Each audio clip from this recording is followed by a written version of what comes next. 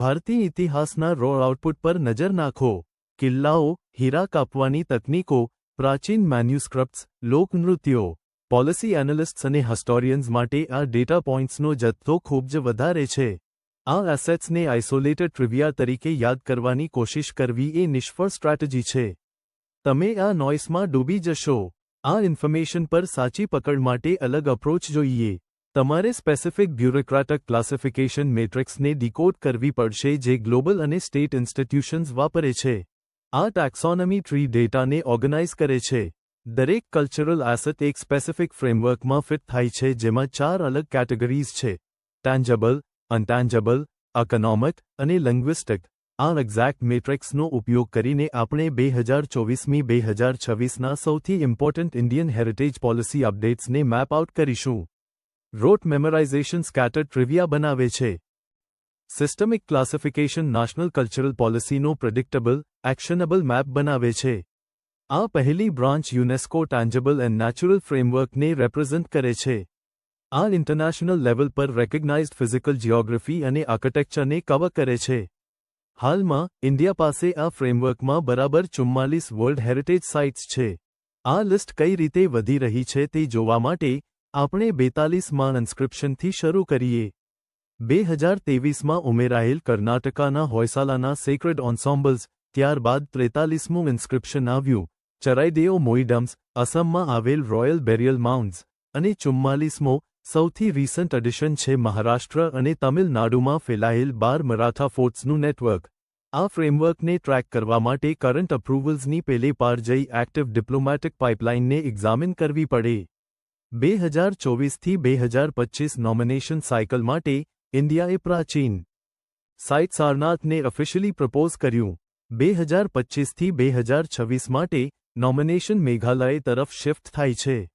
જિંગમાહમ દીરી સાથે, જે ડેકેડ્સ સુધી ઉગાડવામાં આવેલ કોમ્પ્લેક્સ લિવિંગ રૂટ બ્રિજ છે, ટેન્જેબલ ફ્રેમવર્ક જ્યોગ્રાફિક રેકગ્નિશનની એપેક્સ તરીકે કામ કરે છે. તે સ્પેસિફિક ફિઝિકલ લોકેશન્સને એક્ટિવ ગ્લોબલ ડિપ્લોમસી સાથે જોડે છે.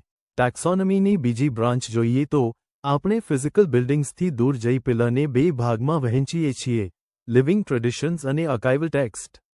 લિવિંગ ટ્રેડિશન્સ ઇન્ટેન્જેબલ કલ્ચરલ હેરિટેજને રેપ્રેઝન્ટ કરે છે. આ નાઉન્સને બદલે વર્બ્સ છે: એક્શન્સ, ડાન્સર્સ અને રિચ્યુઅલ્સ જે એક્ઝિસ્ટ કરવા માટે હ્યુમન પરફોર્મન્સની જરૂર પડે છે.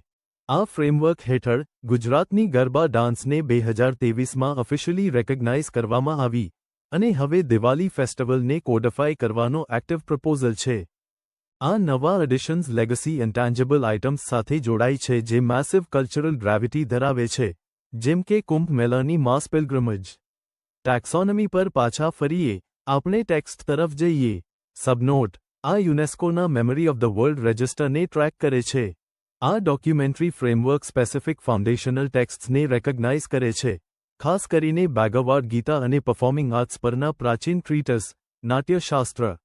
આ લિટરરી ફ્રેમવર્ક મ્યુનિસિપલ લેવલ્સ સુધી પણ એક્સપેન્ડ થાય છે, અને એટલે જ કોરિકોડ શહેરે તાજેતરમાં યુનેસ્કો સિટી ઓફ લિટરેચરનું સ્પેસિફિક ડેઝિગ્નેશન મેળવ્યું. જ્યારે પહેલો પિલર ફિઝિકલ સ્પેસીસને પ્રોટેક્ટ કરે છે, ત્યારે બીજો પિલર હ્યુમન બિહેવિયર્સ, પરફોર્મન્સીસ અને ફિલોસોફીઝના સર્વાઇવલને એન્શ્યોર કરે છે જે ખરેખર તેમની અંદર ઘટ્યા હતા. આ ત્રીજી બ્રાન્ચ જિયોગ્રાફિકલ ઇન્ડિકેશન, એટલે કે ગી ટેગ દ્વારા ઇકોનોમિક હેરિટેજને ઇન્ટ્રોડ્યુસ કરે છે. 1999ના ગી એક્ટ દ્વારા એસ્ટાબ્લિશ કરવામાં આવ્યો. આ મેકેનિઝમ લોકલ આર્ટિઝાન્સ અને પ્રોડ્યુસર્સને 10 વર્ષની સ્ટ્રિક્ટ કમર્શિયલ પ્રોટેક્શન આપે છે, અને તેમના ગુડ્સની ઓથેન્ટિક ઓરિજિન વેરીફાઈ કરે છે. આ ઇકોનોમિક પ્રોટેક્શનની હિસ્ટોરિકલ બેઝલાઇન એગ્રીકલ્ચરમાં શરૂ થઈ. દાર્જિલિંગ ટીને ઇન્ડિયાનો સૌ પ્રથમ ગી ટેગ મળ્યો. તમે આને રિજનલ લેવલ સુધી ટ્રેક કરી શકો. ગુજરાતનો સૌ પ્રથમ ગી ટેગ સંકાટ ફર્નિચરને આપવામાં આવ્યો, જે દર્શાવે છે કે લોકલ ઇકોનોમીઝ આ એક્ઝેક્ટ સિસ્ટમનો ઉપયોગ કરીને પોતાની ક્રાફ્ટ્સમેનશિપને કઈ રીતે પ્રોટેક્ટ કરે છે.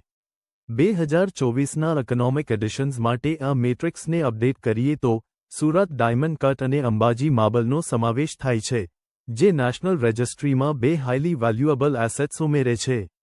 ગી ટેગ એ એક્ઝેક્ટ પોઇન્ટ છે જ્યાં કલ્ચરલ પ્રિઝર્વેશન લીગલ મોનોપોલી સાથે મળે છે, અને ટ્રેડિશનલ હેરિટેજને હાઈલી રેગ્યુલેટેડ કમર્શિયલ એસેટમાં ફેરવે છે. આ final branch purely domestic preservation ફ્રેમવર્ક્સને કવર કરે છે. આ આર્કિયોલોજિકલ સર્વે ઓફ ઇન્ડિયા અને મિનિસ્ટ્રી ઓફ કલ્ચર જેવી સ્ટેટ ઇન્સ્ટિટ્યુશન્સ દ્વારા ઇન્ટરનલી મેનેજ કરવામાં આવે છે. અહીં એક કી ક્લાસિફિકેશન છે ASCIIનો જીઓ હેરિટેજ ટેગ. આ ડેઝિગ્નેશન યુનિકલી કોઈ સાઇટની જીઓલોજિકલ સિગ્નિફિકન્સને તેની હિસ્ટોરિકલ આર્કિટેક્ચર સાથે મર્જ કરે છે.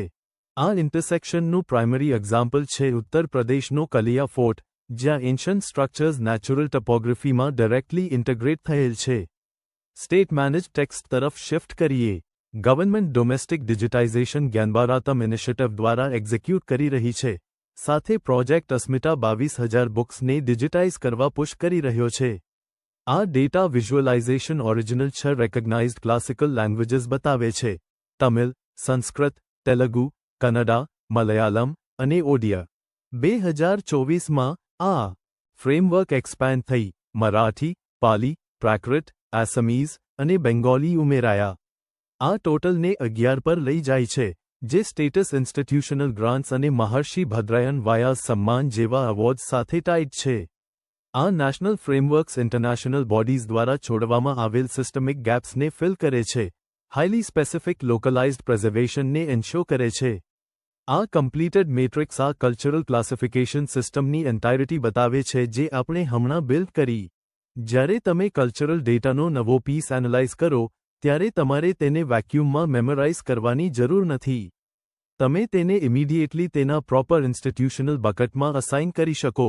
સારનાથ એ ટેન્જેબલ ડિપ્લોમેટિક એસેટ છે. અંબાજી માર્બલ એ ઇકોનોમિક કી એસેટ છે. આસામીઝ એ સ્ટેટ લિંગ્વિસ્ટિક એસેટ છે. આ મેટ્રિક્સનો ઉપયોગ પ્રોફેશનલ્સને હિસ્ટોરિકલ ડેટાને કરેક્ટલી ઇન્ડેક્સ કરવા અને ફ્યુચર પોલિસી મૂવ્સને એક્યુરેટલી એન્ટિસિપેટ કરવા દે છે. પબ્લિક પોલિસી માસ્ટર કરવા માટે ઇન્ડિવિજ્યુઅલ આર્ટિફેક્ટ્સની પહેલે પાર જોવું પડે. તમારે એ બ્યુરોક્રેટિક આર્કિટેક્ચરને સમજવી પડે જે તેમને અલાઇવ રાખે છે.